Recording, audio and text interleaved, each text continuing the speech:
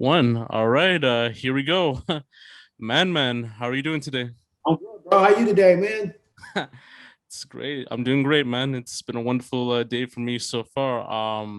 And pleasure to have you on this platform. By the way, it's a fan request, and just like digging like Appreciate you into it. having me. Appreciate you having me, man. For real. Yeah.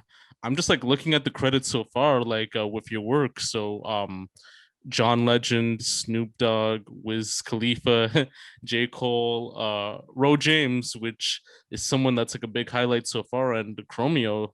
A lot of good work on your hands. Yeah, I mean, I try to stay busy. I've been blessed to do a lot of cool things. Like I've done a lot of cool TV performances. I've done some stuff with the Roots. I've done stuff with like Cardi B and Nicki Minaj, and but more like my wheelhouse is like the John Legend, the Ro James, the Chromeos, and a bunch of other cool things. So I mean, for the people, I'm a music director, I'm a keyboardist, I'm a programmer, I'm a show designer, as well as a producer, singer, songwriter. So I do pretty much a little bit of everything. But for most of my career, I've been a music director and producer, and like just putting shows together and tours, and all the cool things. Yeah, no doubt, no doubt. And I just want to get it, within the basis of your beginnings back then, like just how you started off as like Man. So just want to start off with the first question. So you grew up in Philadelphia, correct? Yep, Philly, born and raised. True, true. So I guess like in the west side or like in the north side or in No, the east side. I'm from South Philly. I'm from South Philly. I went to high school in North Philly, and I lived in West Philly for a little bit. But like South Philly is like where I'm from, born and raised. Like most of my, so I was like a teenager. So I'm from South Philly. I grew up playing drums. I was a drummer for a long time, and then I started playing keys. And I got into the music industry as a drum tech and stage manager with John Legend on the Get Lifted tour. So I was out setting up a bunch of things, and then they needed a keyboard player. The keyboard player, he was going to mix a couple shows, and by then I was also a keyboard player. So they're like, "Hey, you want to cover these shows?" I'm like, "Hell yeah, I want to do it." So I subbed those shows, and I became a part of John's band. And then I left for a little while, and then I worked with Teddy Riley, and I worked with Guy in Blackstreet for a few years. And from there, I went back to John, and then my homeboy Adam Blackstone, he directed to the stars. He does Timberlake and a bunch of Super Bowl. And, shout out to Adam Blackstone. Adam Black used to MD Drake. Actually, that's how we kind of worked together. With J. Cole was opening for Drake. So Adam hit me up to play for Kanye. They needed somebody to play talk box and vocoder. That's when Good Life, Stronger, and all of that came off the graduation album. And I had just got done working with Teddy Riley. We all know Teddy's like king of talk box and vocoder, New Jack Swing. So it made sense for me to go work with Kanye. And I played talk box and vocoder. And then John came to one of those shows and saw like the show, saw EDRD opening up with amazing two drummers. And John was like, "Hey man, we should get, I'm thinking of getting a new drummer. And what do you think?" Blah, blah, blah. We talked through it, and then we talked about auditioning drummers, and then at that point we needed a music director. So I spoke with John about it. He was just like, managed me and a couple other people were telling him that I'm really good at that type of thing. So he gave me the opportunity. So I've been John's music director. John's music director since 2008. And then from that, I was able to just start working with Snoop. Snoop called John, like, "Hey man, I saw your show. I like it." And John connected me with Snoop, and then Snoop and Wiz did Young Wild and Free. So we did that tour together. Then Wiz went his own band, and then so on and so forth. So it's been a cool journey, and I really can't complain. It's been cool. It's dope, but that's actually really unique in a way too, like starting off working for John Legend, like from Kanye and from just your experience, getting into music from there too. And usually like with the environment growing up and even like with the musical journey and the influences. So I guess like you had like a very good environment like growing up in Philadelphia, and I guess that what also inspired you to get into the music scene in Philly, aside from just like doing the piano works and then working with Kanye and John Legend? Uh, I mean, I just always loved the music. Like personally like never worked a regular job. So like I just like I grew up doing this. When I was in the middle of high school, like we went through some family issues, and it kind of turned a little wild for a little bit, and ended up having a son at a very young age. So I had a son at 15, turning 16. So at that point, it's like a child raising a child, and it just kind of forced me to like have to make money, have to make a career, have to step up and be a man. So outside of the music, like the family thing, like really played a big part of my why. A lot of people want to know why. What made you go so hard to do something? And at that point, I just went full steam ahead. Um, I'm like the first person in my family to kind of do this as a career. So it wasn't like, I had the keys passed to me. So I kind of figured it out. Also, just, again, growing up in church and playing music, you kind of just get around like-minded people that just want to just jam and make music all day. So that becomes fun, but when you realize like you can actually make a living out of it, it kind of changes your whole being. No doubt, no doubt. And just speaking for on that idea, like you tapped in with your musical background and your history, like starting off in high school, knowing that you know you never had like a thing that you wanted to do, but like when you founded it like during that time, it got you into that point.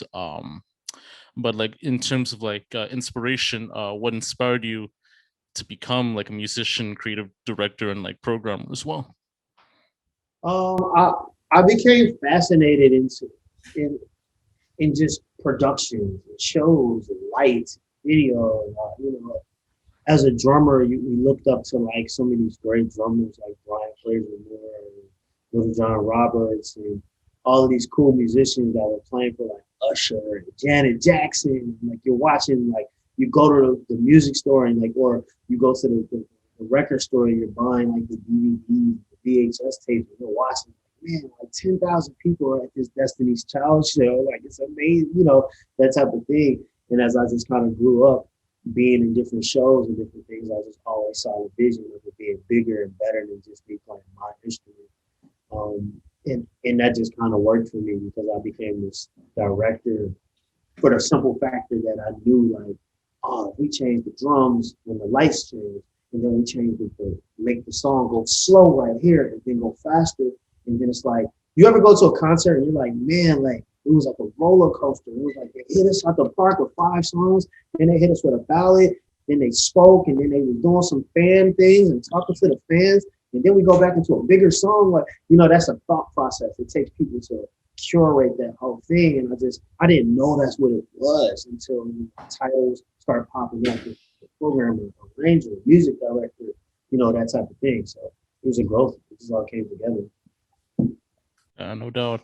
I think, like just, speaking on like even like concert experiences too. I think like one thing that I had like realized, from my time, it's like how the elevation of performance goes well. Like I've been to like many concerts where you never really knew it was going to be like a great experience. So I've been to like a Daniel Caesar concert, and Xavier Omar concert, and even well, it's like Charlotte Day Wilson, all these like other like indie and like big acts too. And like you notice how if it's like not really like a DJ, it's a live band, and usually with live bands they captivate like the performance, just with the heavy orchestration, with the melodies, the vibes too.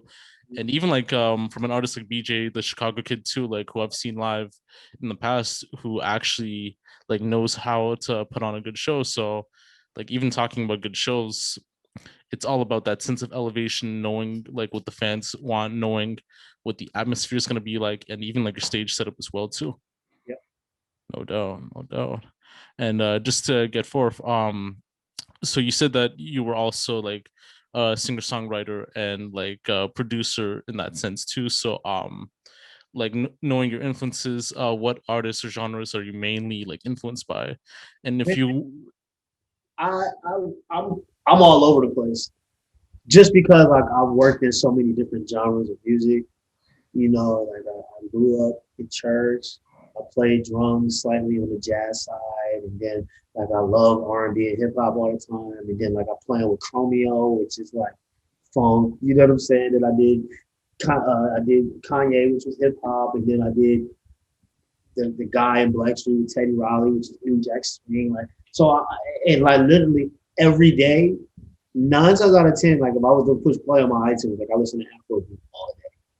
Like that's all I listen to is Afrobeat, reggae. You know, so it's Yeah. kind of like I'm just kind of all over the place. So when I'm producing and creating, I'm creating what I feel at the moment. Sometimes it's a ballad, sometimes it's reggae, sometimes it's Afrobeat, sometimes it's hip hop, sometimes it might be a country record. Like, you know, just really just depends on how I feel. Some people are one dimensional, and I believe as creators we're more than one dimensional. We just got to figure out what's happening to those other sides. And just because like I organically have to know how to make those sonics and make those type of genres of music, it becomes fun. It becomes an outlet for me. Even if I just like start a song and I don't even finish it, like, at least I got it out in the feeling. No doubt, no doubt. Do you ever have like a dream collaboration that you want to do someday, like in terms of music? Like, who would you like want to like work with someday, or like which genres would you like to work with outside of the ones that you're working on right now? I totally want to work with this artist named Simi, Simi. She's an Afro artist, and her music is incredible. Uh, also, well, they call him David O, but I like to say DeVito. Like he's lit. I love all his stuff. I like, of course, Burna Boy. Like you know, the standard, but Simi for sure. And I'm a huge Fela fan, so like any of his family relatives, Femi, May, Pootie, you know, follow them. Cool people too. Yeah, I'm like Afrobeat. Like that's what I love. No doubt, no doubt. And just to get by on this next question too. So doing all these tours and starting off like in high school and everything else too.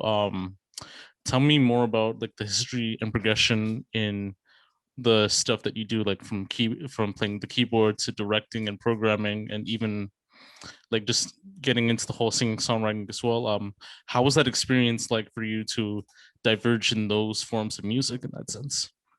I think again it was pretty natural for me because I'm always open to learning different things. Like as a keyboard player, when I first started learning more about sound design and programming, like I would just like turn the radio on and whatever would be on, I would hurry up and trying to find like what's that sound? Is it a flute? Is it a piano? Like what is this? And how can I like emulate this sound? How can I play this part? And then sometimes putting shows together, you have to stick to the script because if it's a new artist, you want the music to not be too different from the record.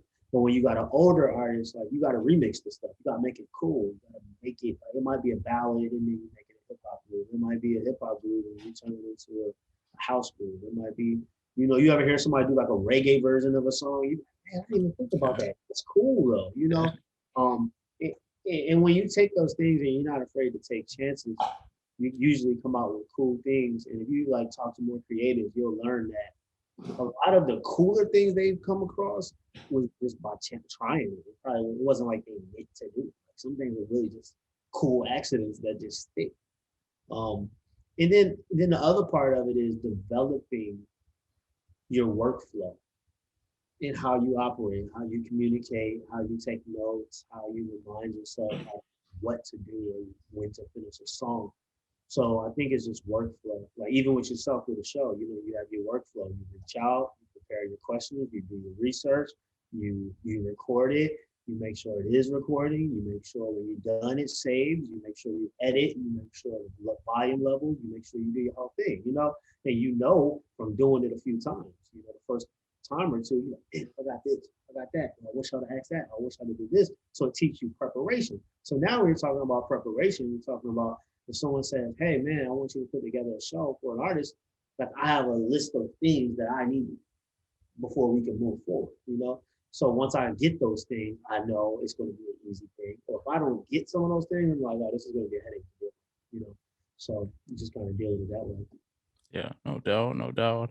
I actually didn't like actually work on this question, but I did like a little bit of research, and you were also involved in Snoop Dogg's and Wiz Khalifa's I think high school tour back in like 2011 or 2012. Yeah, I was the music director for the Mac and Devin Go to High School tour. Yeah. yeah, true. So how was like that experience like too? Because like even with Snoop and like Wiz Khalifa, like usually they're like artists who usually use like DJs for some of the stuff, but like I think like that time it was more like a live orchestration, or was it still the same thing? So what happened is like Snoop always likes to rock with the band for the most part, whether it's like Sput and Terrace Martin, or if it's like Rance and like 1500 and those guys, or myself and I bring in a couple guys, or whatever it is. Like Snoop loves live instrumentation. So I was Snoop's music director first. And when that album came out, Snoop wanted a band and Wiz didn't have a band. So I was just like, all right, well, can the band play for both? Like, all right, we play some extra, put some extra songs in there, Black and Yellow and In the Race, and all of those cool songs. And that's what happened. We just made it cool. We had three people in the band and we had three DJs. It was like a crazy setup. It was really dope though. But we had DJ Bonix, we had DJ LT in LA, and then we had DJ Battlecat, the legend.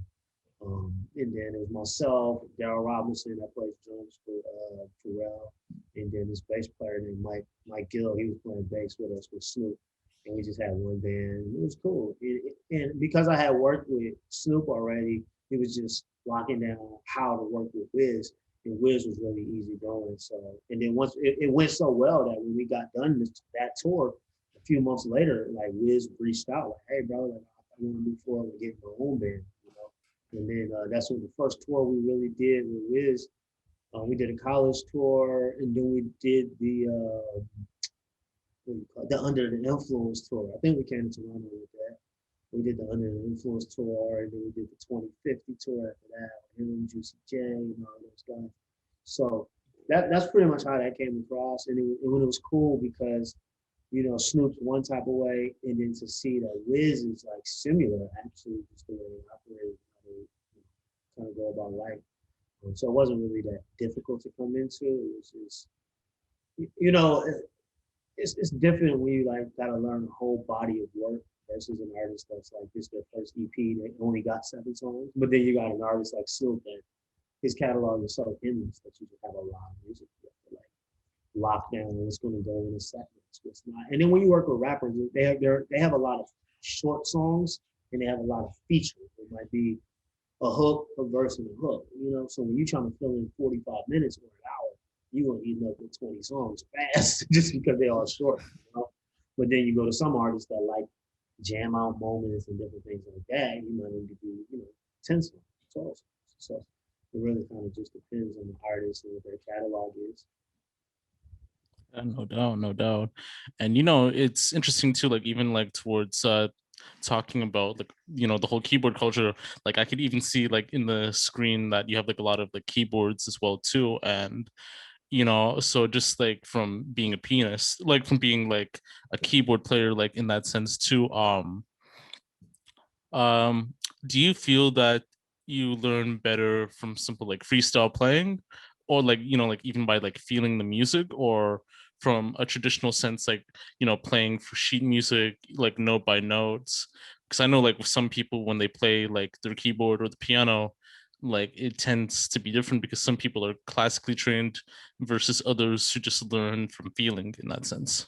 Well, I mean, now you're getting into just like choosing what type of musician you want to be. A lot of people like compare people, and when you just kind of look at people as their own entity, kind of like an athlete, you know what I'm saying? You can't expect LeBron and shoot like Steph Curry. Like, you know what I'm saying? They play the same sport with music. They might play on the same team, which might mean they're in the same band. They might both play the same instrument, aka the same position, but they have different stats. You know what I'm saying? Like you could bring a pianist in this room and see. I mean, I have about 15 keyboards on this wall, and they probably wouldn't know what to do with it. You know what I mean? And when it comes to being a programmer and a sound designer, you ever hear like a dope record, whether it's a trap record and it's like a crazy synth sound that's doing like the main Yeah. or Yeah. different things like that. Those are the different cadences.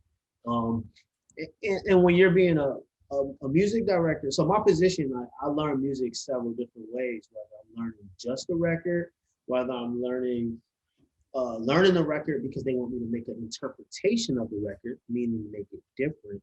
Or if it's like, hey, completely forget what we've done on the record. I want something totally new. So now you're talking tapping into your creativity side.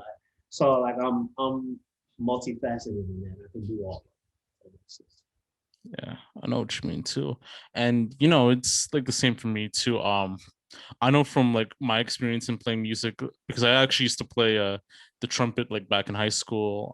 Like I'm 24 now, so about to turn 25 in like several months. But in that sense, to just being learned, just classically from playing sheet music, like it kind of has like a different tone and a different style towards it because when you play by feeling, it's all about the expression, like your mood, the emotions that you go for. Even like by like writing music too, like when you're writing a song, it depends on the mood that you're feeling, the tone, like even like recording it, how do you feel like when recording this music? Do you want to cry? Do you want to just be happy? Do you want to be like in a rage? And it's even evident in like playing keyboards as well too. Like it's pretty straightforward in that sense. Yeah, I mean, you kind of know what you want to get out of it. And I think that's the coolest thing about being a keyboard player versus just playing piano or like, an organ or like from the Rhodes or something. And it's kind of like a guitar player, like an acoustic guitar don't come across the way a lead guitar with some distortion. Like it's just two different feelings. Like it gives you rock star, versus just like this strumming cool little hippie thing. You know what I'm saying? Or country or something like that. So as a keyboard player, like I'm able to like do these things that make the crowd like enjoy the music, make you Yeah. feel, oh man, he just did a crazy synth solo, those type of things, and vocoders, talk boxes, and keytars, and like all the cool stuff. Yeah, no doubt, no doubt. And even like as far as like keyboards as well, what would be your favorite keyboard model that you've used before in the past? And what would be like your least favorite like that you've used before? So I have a deal with Roland, and I've been with Roland for over about 15 years now. Um, so I utilize a lot of different keyboards because they all have like different like feelings, different touch, different sounds, different everything. And then you just got certain keyboards like, and now we're getting back to what you were saying as far as playing the record versus making my own interpretation. There are some sounds that you just can't recreate. Like it's just in the keyboard. Like some of that Chromeo stuff, like they used Juno 106s, Juno 60s, and like certain synths. Mike Dean uses certain things that you just know that's that sound.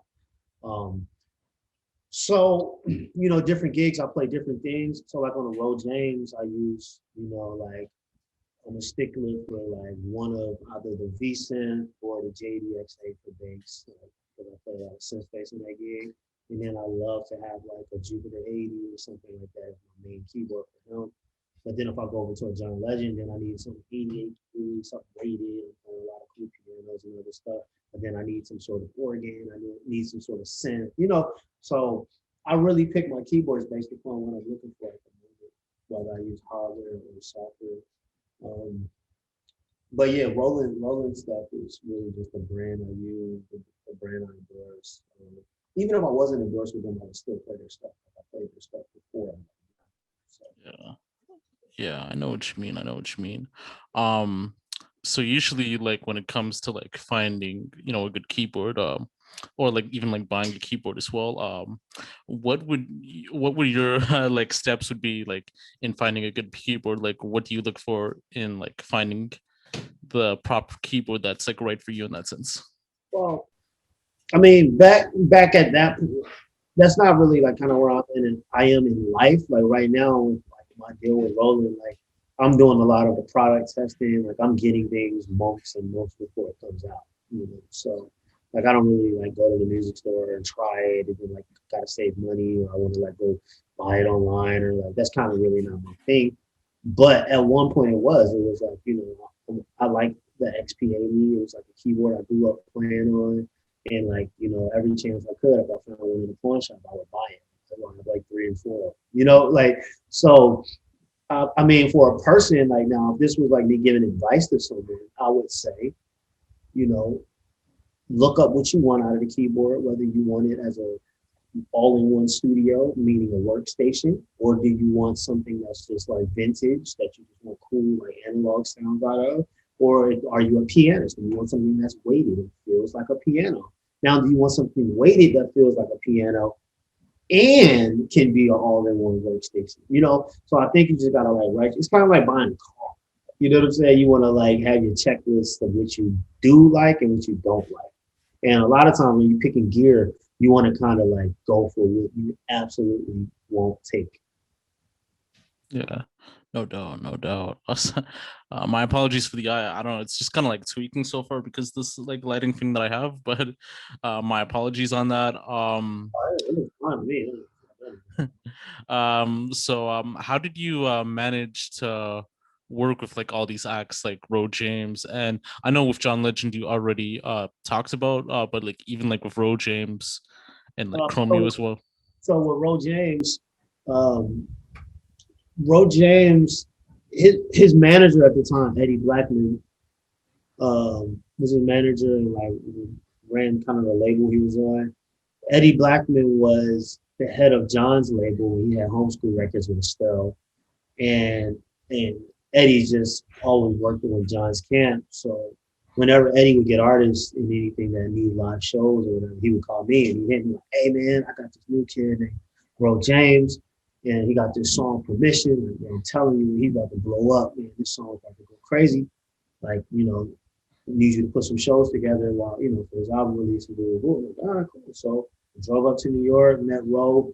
We got into rehearsals and, you know, put the show together. That was it. Like, it's literally a lot of my calls are, you know, directly from the artist or like their management or someone I know. The Chromeo thing, they reached out to myself and they reached out to Adam Blackstone. And Adam was like, "Yo, that's your lane, bro. Like the Chromeo, the funk stuff, that's your lane." And then, long story short, the tour manager at the time for Chromeo was my old tour manager for Snoop.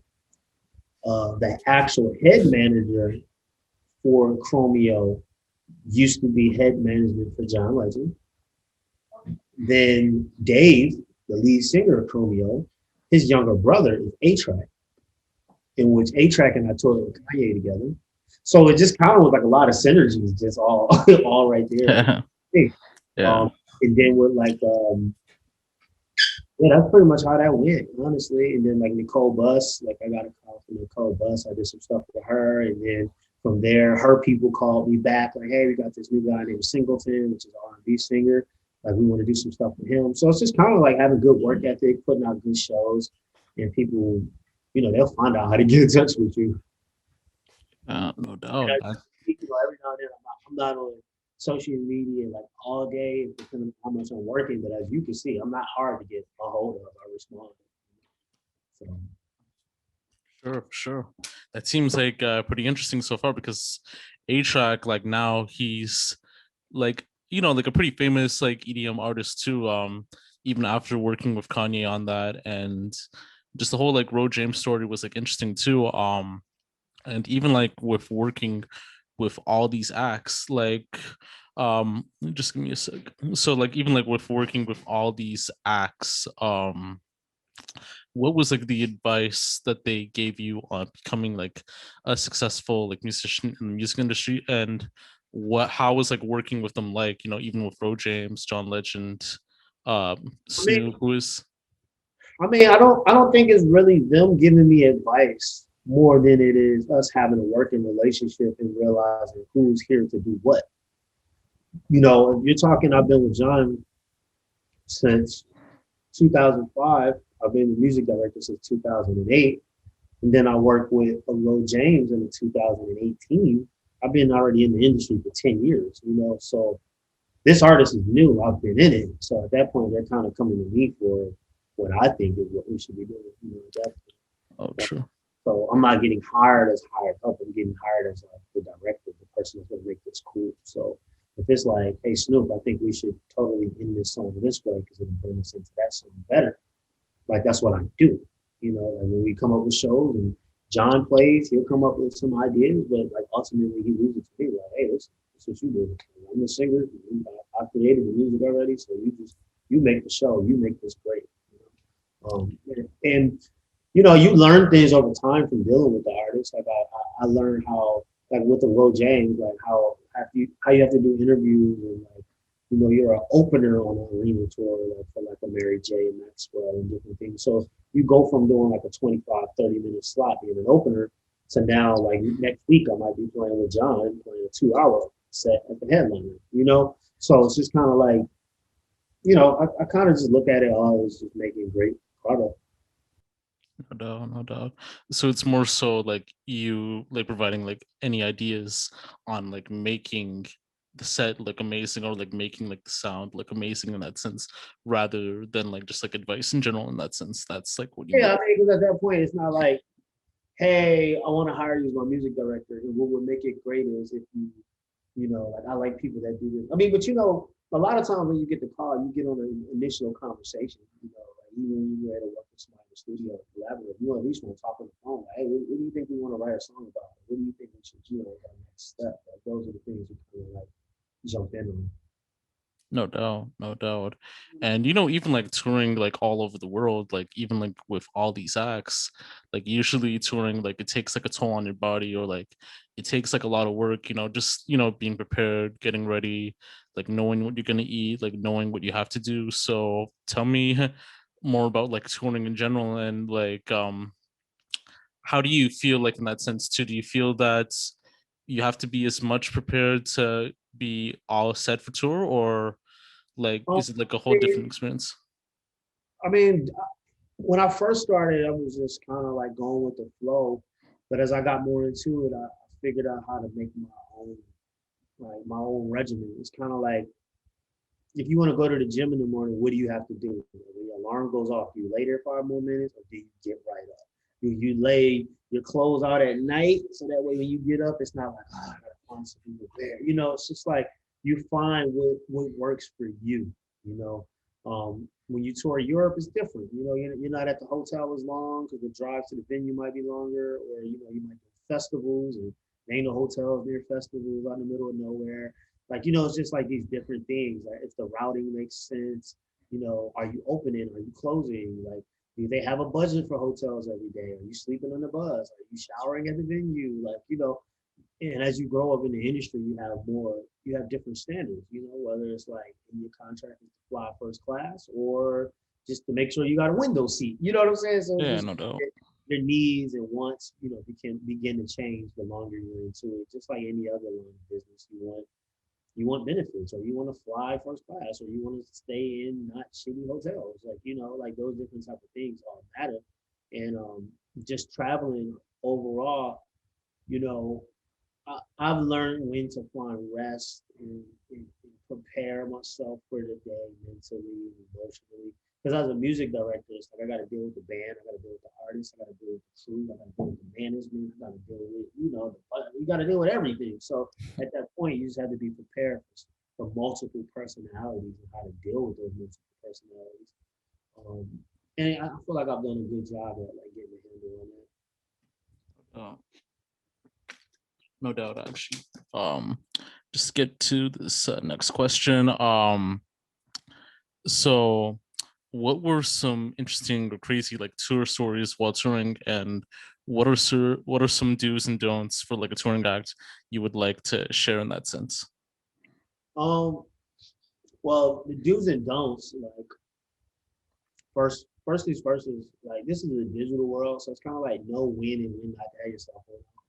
Like that's kind of like a weird thing sometimes, like invasion of privacy, or like, sometimes you might be in these scenarios where it's like a real dope, deep conversation going on. It's supposed to be just for that moment. You take your phone out, you kill the vibe. You know what I'm saying? Like, well, we might be rehearsing something and you're going live in rehearsal. It's like this is like the show's probably going to change. Or what if the fans leak it? Now we got to change the show. That type of thing.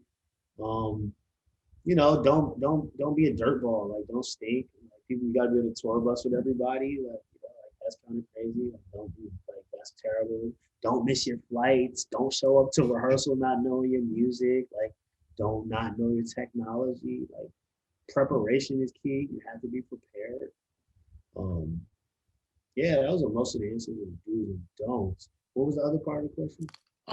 So like I think like the other part, I think it was like the first part, it was more so what were some interesting or crazy tour stories while you touring in that sense? Interesting and crazy. I mean, I've seen it all. I've seen people get beat down by security. I've seen fans rush the stage. I've seen, uh, buses get raided by cops for weed. I mean, I've seen it all. Right? It's a lot of cool stories. But in a lighter sense, like I've seen like people meet their heroes and kids meet the artists they've always loved and like them cry and get to take pictures and experience and just it's just a moment for somebody to meet like someone that they feel like they're the biggest fan. Like the front row the whole time crying, hoping to get noticed and stuff. Like, hey, I see you on that front row. Like, thank you like for the support. Like that type of stuff is cool to me. I feel like as a musician, as an artist, like we're all like superheroes to somebody, you know. And whether it's like a little boy at your church, whether it's your grandmother sitting at home watching you on TV, or whether it's your best friend that's like, yo, man, I always knew you could do that. Like we're superheroes to them. So we gotta live out our dreams, but we gotta also realize we live for other people. Like I wasn't big on social media, but like I signed up for Facebook just to like post pictures of me traveling because like my family wanted to see it, you know. So it's just kind of again back to what I said earlier, like yo, why? Like, why are you doing this? Like, and I said it before, like my family was like my main push, having a son early, like being really the only person in my family to do this, like. So you travel to Africa, you travel these different places. These are places for people they'll never go. No doubt, no doubt. And right now, I think the saddest part is that with COVID hitting everything, concerts were halted unless you're like in the South with these club appearances or like in New Zealand, like like concerts had to be canceled, tours had to be canceled, and everything like that. So with COVID, how was it like for you, like in that sense too, and what were some ways that you had to like adapt in that sense? Once when COVID hit, what's funny is I was in Toronto. Oh wow. I was at I forgot that small venue, but it was Ro James and Gallant. This was in like February last year, actually. February. Oh true. And we did the show. That was the first show of the tour. We did that show, and then we got up out of there and just flew home. When the pandemic hit, John was finishing up an album, getting ready to release an album, and all of those things. And it's kind of cool though, because with John, I do a lot of stuff from home for him as well, like as far as like recording stuff. Or like he does a lot of private performances and live stream performances at home. So like I facilitate a lot of that stuff. Honestly, I worked straight through it. Like I've been really really busy throughout the pandemic. So um, and I've never really taken a vacation in life. So this was like the longest I've ever been home. So it's kind of like I just kind of went with it. So I had to pivot for sure. Made me learn more about video editing and get the Zoom to look clean and sound good and all those different things.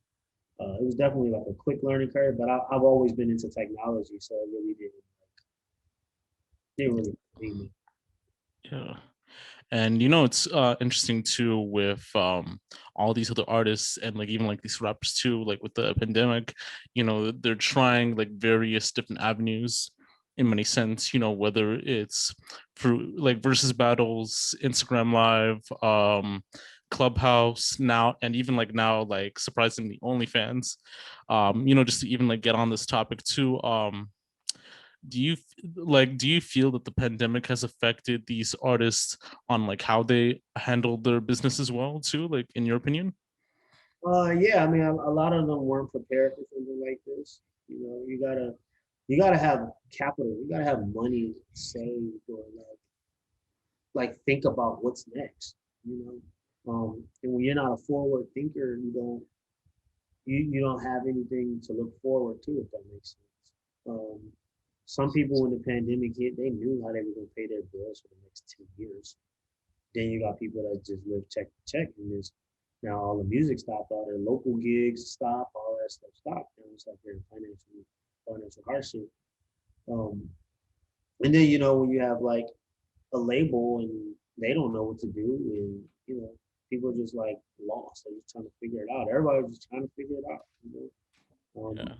If you got a solid team, you can push through. I think it's just all in building a team and knowing again the why you have people in the team.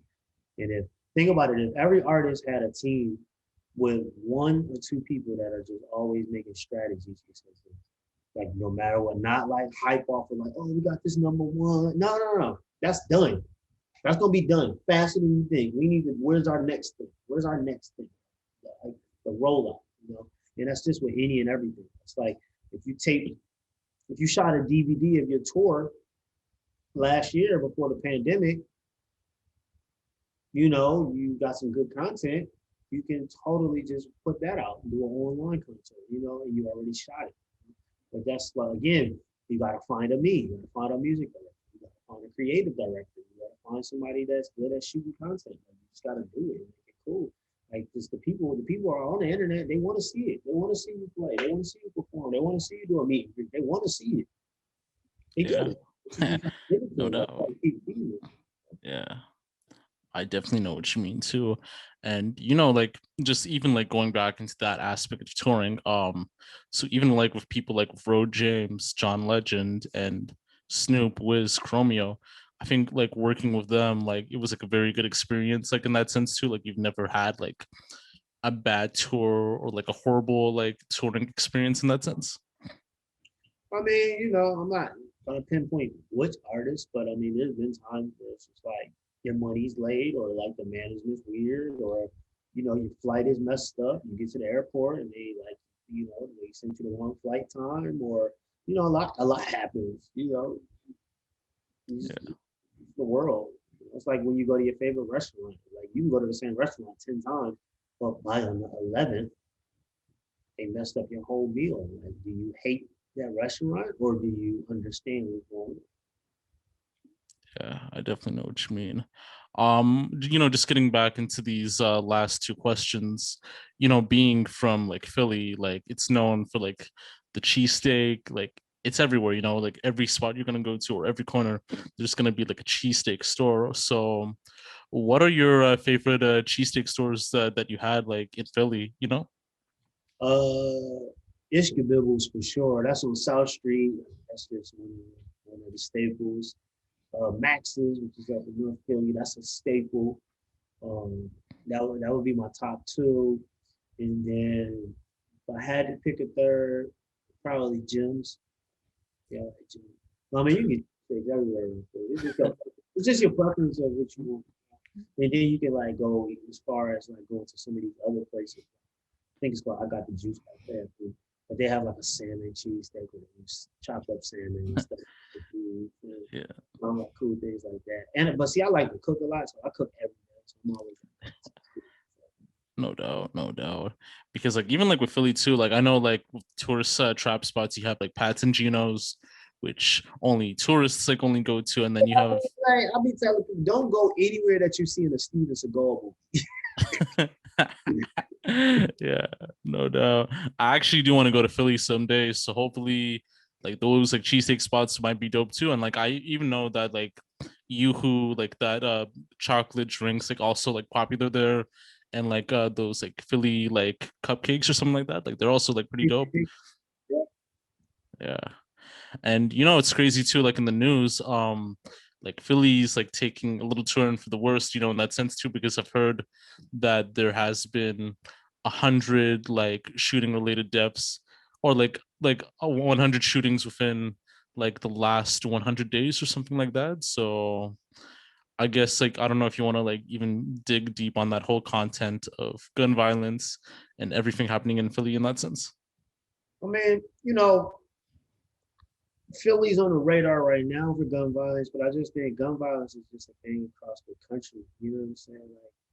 Like we have so many like rules of legally being able like you could certain states you could just be of age and go buy a gun. You know what I'm saying? Like it takes nothing to get a gun. So I think And in traveling the world, like you get to Italy and you get to these other countries where the cops don't even carry guns. Yeah. That's why they have lower, rules and lower death rates and different things like that.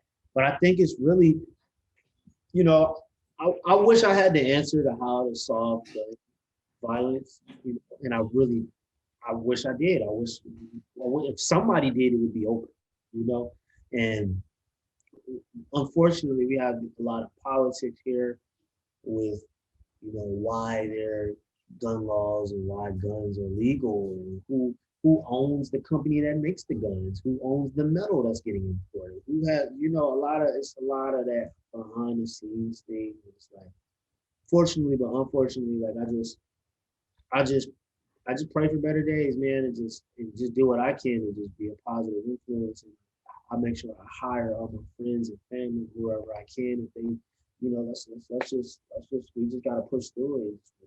Be better examples, So for every 10 gun battles, I feel like I gotta do something positive so people can see there is a better way.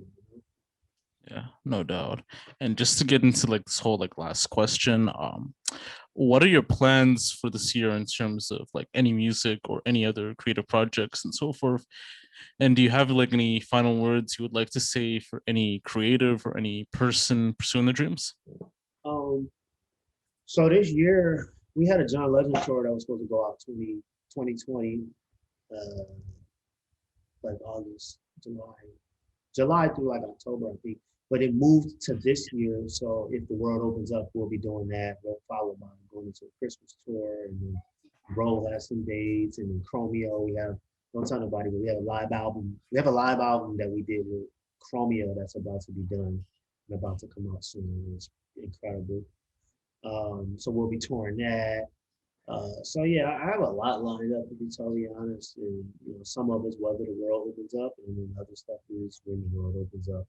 And I'm a partner, and I'm a commercial partner in a virtual reality company, which we could talk about later on in life. Um, so yeah, I've been doing a lot of cool things, and like last words, like for a creative, you know, do what you do because you like it, and if you love it, you just go with it. Find your mentor.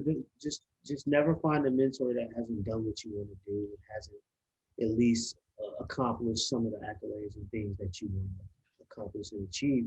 And then lastly, this is a digital world. I just believe people should be collaborating. Reach out, shoot your shot, DM a person. Hey, I love the way you work. Like, I would love to collaborate with you. I would love to work with you. Like anybody watching this, like if I have the time, like I'm totally down to collaborate with anybody as long as it makes sense. And I don't feel like you're trying to take advantage of me. Like I'm down to do anything with anybody.